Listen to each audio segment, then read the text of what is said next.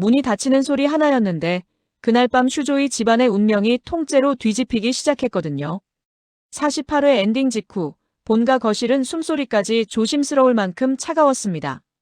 박진석은 소파에 앉아 시선조차 주지 않았고 고성희는 바닥에 앉지 않고 무릎부터 꿇었는데요. 누구라도 드디어 반성하나 싶을 장면이지만 고성희는 울음이 먼저가 아니라 계산이 먼저인 사람이었죠. 고성희는 긴 설명을 피했습니다. 오히려 짧고 듣는 사람 마음을 흔드는 단어만 골랐거든요. 당신이 싫어서가 아니라 무서워서 그랬어요. 같은 식이었어요. 박진석은 한참을 침묵으로 버티다가 마치 벌레를 떼어내듯 낮게 말합니다. 나가. 그 한마디가 고성희에겐 틈이었어요. 고성희는 쫓겨나는 척하며 마지막 동작을 하나 더 얹습니다. 그럼 물 한 잔만요. 정신이 없어서. 그리고 자연스럽게 안쪽으로 들어가요. 가족들이 보는 앞에서 누군가를 더 자극하면 계획이 들키니까요. 고성희는 집 안 구조를 너무 잘 알았습니다. 귀중한 물건을 정리하는 박진석의 습관도요. 박진석은 늘 같은 순서로 물건을 숨겨두는 사람이었거든요. 손이 가는 곳은 딱 하나, 서랍 깊숙한 칸막이 뒤. 고성희는 거기에서 작은 저장 장치를 꺼냅니다. 찾는데 30초도 안 걸렸어요. 거실로 돌아온 고성희의 표정은 다시 무너진 아내로 바뀝니다.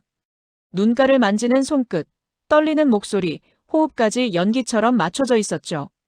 당신이 허락만 해주면 난 다 고칠 수 있어. 그 말을 끝내고 고성희는 쫓겨나듯 집을 나옵니다.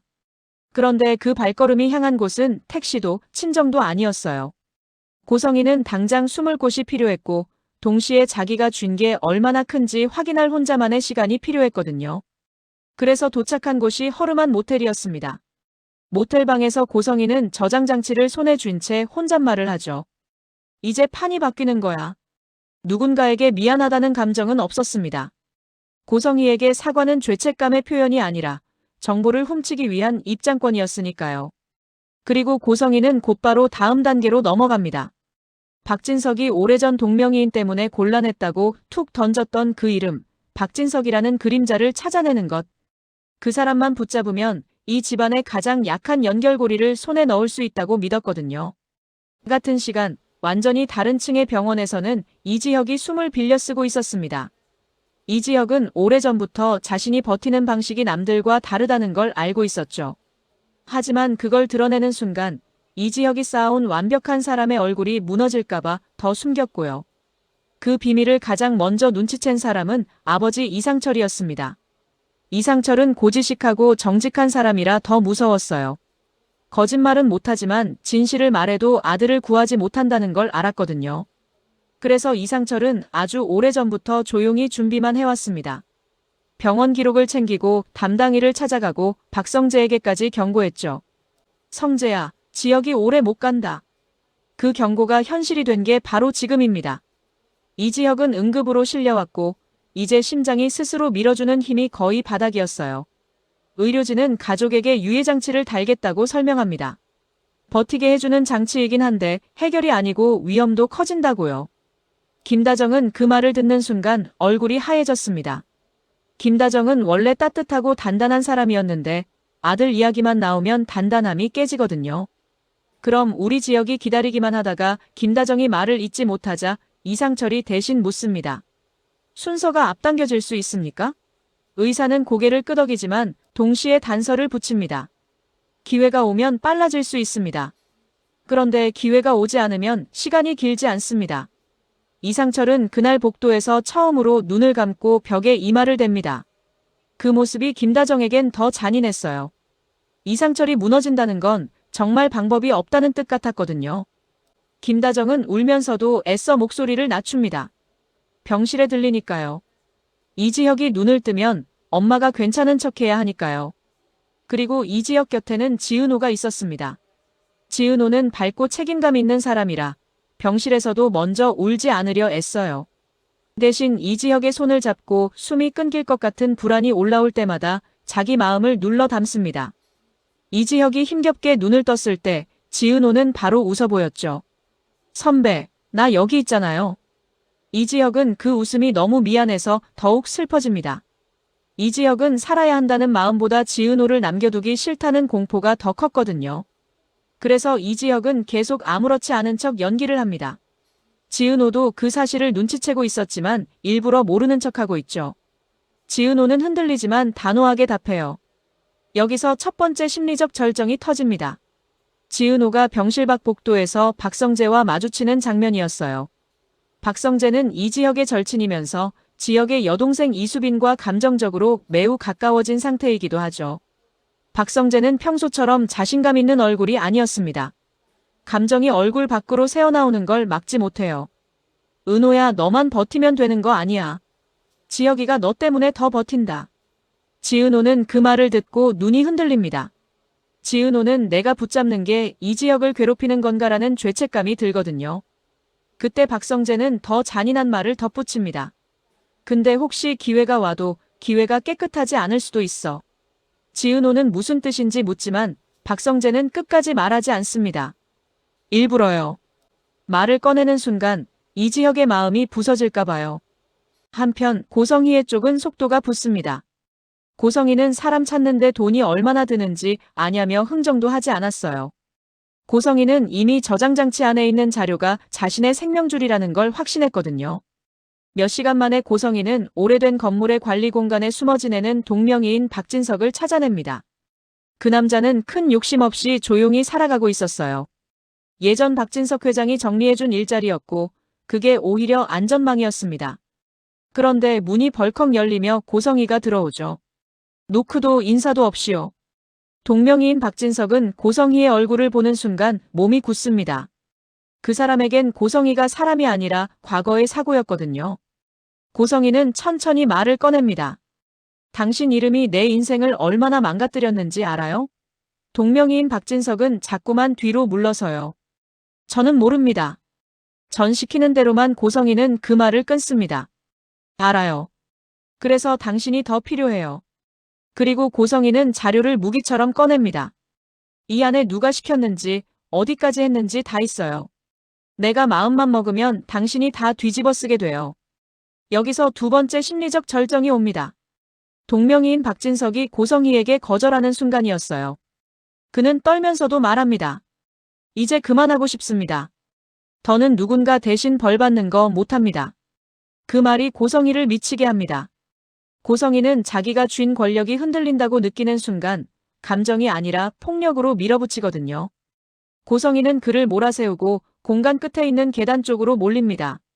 그리고 아주 작은 실수 하나, 발끝이 빈 공간을 밟는 순간 몸이 기울며 큰 사고로 번집니다. 동명이인 박진석이 아래로 떨어졌고 소리가 난 뒤 세상이 멈춘 것 같았죠. 사람들이 몰려오고 고성희는 순간적으로 연기로 돌아갑니다. 아니에요. 내가 한 게 아니에요. 내가 밀지 않았어요. 하지만 목격자들의 말이 하나로 모입니다. 고성희가 위협했고 고성희가 막았고 고성희가 압박했거든요. 결국 고성희는 그 자리에서 체포됩니다. 수갑이 채워지는 순간 고성희는 처음으로 진짜 공포를 느껴요. 내가 끝장났구나가 아니라 내가 통제권을 잃었구나라는 공포였죠. 고성희는 울면서도 끝까지 사과하지 않습니다. 난 살려고 한 거예요. 그 말로 자기 자신을 정당화하려고 해요. 그런데 이야기는 여기서 멈추지 않습니다. 동명이인 박진석이 이송된 병원이 하필 이지혁이 있는 병원과 같은 곳이었거든요. 병원은 한밤중 갑자기 더 분주해집니다. 의료진이 뛰고 전화가 오가고 보호자 대기실의 공기가 바뀌어요. 이상철은 그 소리를 듣는 순간 직감합니다. 무언가가 왔다고요. 그리고 세 번째 심리적 절정이 터집니다. 박진석 회장이 병원으로 달려오면서요. 박진석 회장은 동명이인 박진석에게 빚이 있었습니다. 박진석 회장은 자신이 저질러온 많은 일들을 덮기 위해 누군가를 희생시키고 누군가를 숨겨줬고 누군가에게 손을 내밀었죠. 그 동명이인 박진석도 그중 하나였고요. 박진석 회장은 중환자실 앞에서 처음으로 권력자가 아닌 늙은 남자처럼 무너집니다. 내가 이 지경을 만들었나? 박진석 회장이 그렇게 흔들리는 건 처음이었어요. 그날 새벽 의료진은 이지혁 가족을 또 부릅니다. 말은 조심스럽지만 흐름은 분명합니다. 가능성을 논의해야 합니다. 김다정은 그 한 문장에 숨이 막힙니다. 김다정이 원하는 건 하나였거든요. 살 수 있나요? 이상철은 김다정 손을 잡고 떨리는 목소리로 묻습니다. 지혁이가 살 수 있습니까? 의사는 단정하지 않습니다. 하지만 문을 열어둬요. 그게 병원의 언어니까요. 기회가 생겼습니다. 다만 결정은 아주 빠르게 해야 합니다. 여기서 지은호의 마음이 찢어집니다. 지은호는 누군가의 끝 위에 이지혁의 살아감이 놓인다는 사실이 너무 무겁거든요. 지은호는 이지혁에게 말합니다. 선배, 나는 선배가 살아야 해요. 근데 내가 그걸 기뻐해도 되는 건지 모르겠어요. 이지혁은 그 말을 듣고 오히려 지은호를 위로하려 합니다. 자기 숨도 불안정하면서요. 너는 미워하지 마. 내 잘못 아니야. 지은호는 고개를 젓습니다. 미워하는 게 아니에요. 그냥 겁나요. 선배가 살면 난 어떤 사람이 되는지. 그때 이지혁이 아주 낮게 말하죠. 은호야. 지은호가 고개를 들면 이지혁은 애써 웃습니다. 나 너한테 약속할게. 살 수 있으면 나 도망 안 갈게. 지은호는 그 말 하나에 무너집니다. 그동안 이지혁은 늘 선을 긋고 비혼주의를 방패로 삼고 마음을 숨기던 사람이었는데요. 지금은 도망가지 않겠다는 말로 사랑을 고백한 셈이었거든요. 이야기의 후반부에서는 또 다른 줄이 함께 달립니다. 박영라와 이지환의 이야기였어요. 박영라는 조용히 그림을 그리며 자기 세계를 지키는 사람인데 고성희의 체포 소식이 가장 먼저 박영라를 흔듭니다. 박영라는 늘 보호 속에서 자랐지만 그 보호의 중심이 고성희였거든요. 박영라는 흔들리는 손으로 이지환에게 전화합니다. 이지환은 박영라의 운전기사이자 보디가드지만 사실은 박영라의 마음이 무너질 때 가장 먼저 붙잡는 사람이었죠. 이지환은 달려가면서도 머리가 복잡합니다. 내가 이 집안에 더 깊게 들어가도 되나라는 부담, 형 이지혁이 이렇게 위태로운데 내가 내 사랑을 지켜도 되나라는 죄책감이 동시에 올라오거든요. 박영라가 말합니다. 나 엄마를 미워해야 해. 이지환은 쉽게 답하지 않습니다. 대신 박영라 이름을 여러 번 불러요. 영라야. 영라야. 지금은 결론 내리지 말자. 그냥 내가 무너지는 건 내가 못 봐. 그 말에 박영라는 울음을 참다가 결국 터뜨립니다. 이지환은 박영라를 안아주며 처음으로 마음을 확실히 정리합니다. 내가 도망치면 이 사람은 또 혼자가 되겠구나. 그래서 이지환은 박영라에게 약속합니다. 영라야, 나 너 옆에서 안 사라질게. 박영라는 그 약속을 듣고 고개를 끄덕이지만 동시에 마음속에 다른 공포가 자리 잡아요. 엄마가 끝나면 나도 끝나는 걸까라는 공포요. 그리고 지은호의 가족 쪽에서도 파장이 커집니다. 정순이는 딸 지은호가 병원에 붙어 있다는 걸 알고 마음이 아픈데 동시에 현실적인 걱정도 합니다. 은호야, 내 인생도 살아야지. 지은호는 대답합니다. 엄마, 나 지금 내 인생 살고 있어. 선배랑 같이 버티는 게 내 선택이야. 그 말을 듣는 정순이는 더 아무 말 못해요. 자식의 선택을 막을 수 없다는 걸 알거든요. 반대로 지강호는 삐딱하게 말합니다. 누나는 늘 남부터 챙겨. 그 말은 질투지만 사실은 두려움이었어요. 누나가 무너지면 집이 무너질까 봐요. 결국 수술은 진행됩니다. 수술실 앞에 모인 사람들의 표정이 다 달랐는데요. 속은 똑같았습니다. 살아라. 이상철은 입술을 깨물며 말합니다. 지혁아, 아빠 여기 있다. 김다정은 손을 모으고 아무 종교도 믿지 않으면서도 기도 같은 걸 합니다. 지은호는 의자에 앉아 있다가 어느 순간 바닥에 주저앉아요. 힘이 풀린 게 아니라 버텨온 시간이 한꺼번에 빠져나가서요. 그런데 여기서 마지막 반전의 여지가 남습니다. 수술이 끝난 뒤 의사가 나와 말합니다. 수술은 고비를 넘겼습니다. 모두가 울고 웃는데 의사가 한 문장을 더 붙여요. 다만 회복 과정에서 변수는 있습니다. 그리고 공여자 관련 절차가 아직 남아있어서 법적 문제도 정리해야 합니다. 그 말이 의미하는 게 뭘까요? 고성희의 사건과 연결된 공여자였고 고성희가 훔친 저장장치 안에 들어있던 자료가 병원 절차와 박진석 회장의 비밀까지 건드릴 수 있다는 뜻이기도 하죠. 즉, 이지혁이 살아나도 끝이 아니라 더 큰 파도가 기다린다는 얘기였어요. 엔딩으로 갈수록 사람들은 각자의 자리로 돌아가려 애씁니다. 박성재는 회사에서 더 이상 도망치지 않습니다. 박성재는 박진석의 그늘에서 벗어나려고 하고 이수빈은 그 과정을 보며 말합니다. 우리 남들처럼 말고 우리 방식으로 가자. 이수빈의 가벼운 말이 사실은 단단한 선언이었죠. 박진석은 처음으로 권력을 내려놓는 상상을 합니다. 내가 움켜쥐어서 지킨 게 결국 아무도 못 지켰구나라는 깨달음이 왔거든요. 고성희는 구치소에서 자기 이야기를 끝없이 반복합니다. 난 억울해. 난 살려고 했어. 하지만 이제 그 말이 통하는 사람은 없습니다. 박영란은 면회실에서 고성희를 보다가 차분하게 말합니다. 엄마, 나는 엄마 대신 살아주지 않을 거야. 그 한 문장으로 박영란은 자기 인생의 주인을 되찾습니다. 그리고 이지화는 그 문장 뒤에 조용히 서서 박영란가 흔들릴 때마다 도망치지 않는 사람으로 남습니다. 마지막은 이지혁과 지은호로 돌아옵니다. 이지혁은 아직 완전히 괜찮지 않습니다. 하지만 숨이 예전처럼 무너져 내리진 않아요. 지은호는 이지혁의 손을 잡고 말합니다. 선배, 오늘은 어때요? 이지혁은 웃습니다. 오늘은 괜찮네. 지은호는 그 말에 울컥하지만 울지 않습니다. 대신 아주 친근하게 말해요. 그럼 오늘까지만 생각해요. 내일은 내일 오면 또 같이 정하면 되죠. 그리고 이지혁이 조용히 덧붙입니다.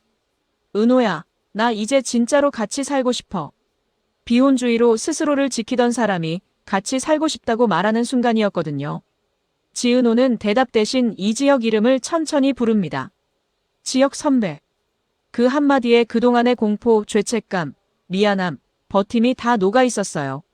하지만 완전한 해피엔딩으로 닿지 않습니다. 병원 복도 끝에서 박진석 회장이 누군가의 전화를 받습니다. 회장님, 그 저장장치 복사본이 남아있는 것 같습니다. 박진석의 눈이 흔들리죠. 고성희가 가져간 게 하나가 아닐 수도 있다는 뜻이니까요. 그리고 그 복사본이 세상 밖으로 나오는 순간 슈조이 그룹은 다시 무너질 수 있습니다. 그러니까 화려한 날들의 결말은 이렇게 남습니다. 누군가는 살아났고 누군가는 무너졌고 누군가는 새로 시작하려고 하는데요. 그 모든 사람의 발목을 잡을 마지막 그림자가 아직 남아 있었던 거예요. 화려함이 지나간 자리에서 진짜 삶이 시작되려는 순간 또 다른 폭풍이 다음 화를 기다리게 만드는 방식으로요.